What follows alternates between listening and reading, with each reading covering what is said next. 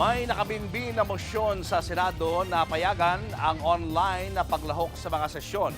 Ngayong missing in action muli si Senador Bato de la Rosa. Suspetsa ng ilan ang motion ay para makaboto pa rin siya sa impeachment ni Vice President Sara Duterte.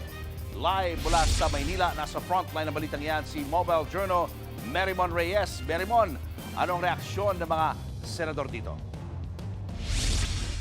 Julius, tututulan daw ng minority senators na baguhin ang rules ng Senado para makaboto online sa impeachment ni Vice President Sara Duterte. Malabo raw na mangyari yan ayon kay Senator Ping Lacson dahil hindi ito pasok sa Senate rules.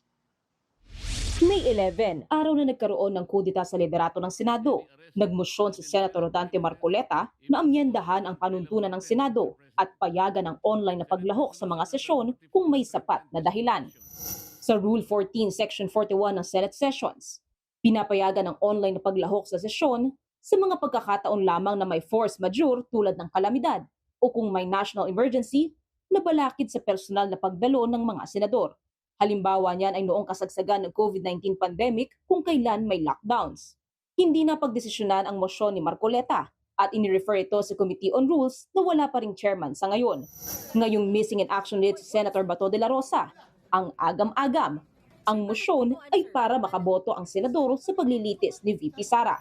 Yun lang naman ang maliwanag sa amin na reason kung bakit nagkaroon ng motion na gano'n.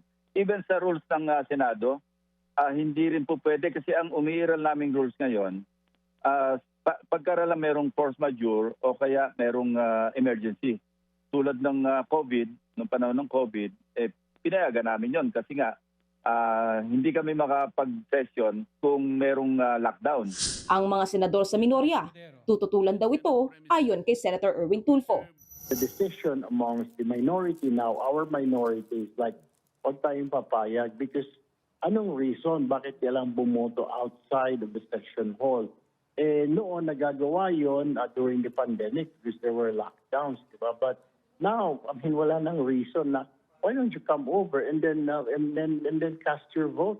Ang House Prosecution Panel, iginiit na kailangang physically present ang senator judges para sa kabuuan ng paglilitis. Punto ni Lead Prosecutor Jervil Luistro, napakahalagang proseso ang impeachment para sa bansa. Kung kaya raw ni Senator Bato na magpakita sa Senado para sa pagpapalit ng liderato, wala raw rason para hindi siya magpakita sa impeachment trial para gampanan ang mandato niya sa ilalim ng konstitusyon. It is important that the senator judge should witness the presentation of evidence because that is his only opportunity to witness the demeanor of every witness who will be sitting on the witness stand.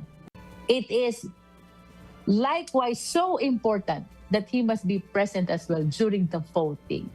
Because what we're talking about here is the interest of the entire Philippine nation.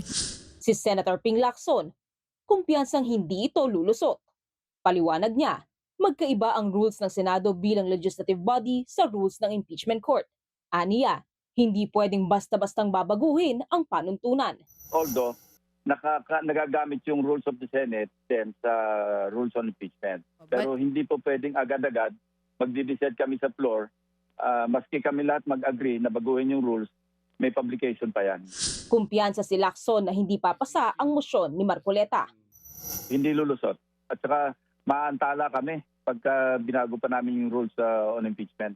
Noong Miyerkules, napagkasunduan sa caucus ng mga senador na sa July 6 sisimulan ang mismong paglilitis kay VP Sara. Kung magbago man yan, ay 1 o 2 araw lang ayon kay Lacson. Julius, kailangan ng 2/3 o hindi bababa sa 16 na boto para makonvict si VP Sara. Ayon kay Congresswoman Jervil Luistro, regardless daw kung may absent o sususpendihin na senador, fixed ang kailangan na boto. At yan muna ang latest. Balik sa'yo. Maraming salamat, Merimon Reyes. Mga kapatid, Julius Babaw po. Para sa komprehensibo at makabuluhang balitaan at talakayan, mag-follow at mag-subscribe na sa social media pages ng News 5.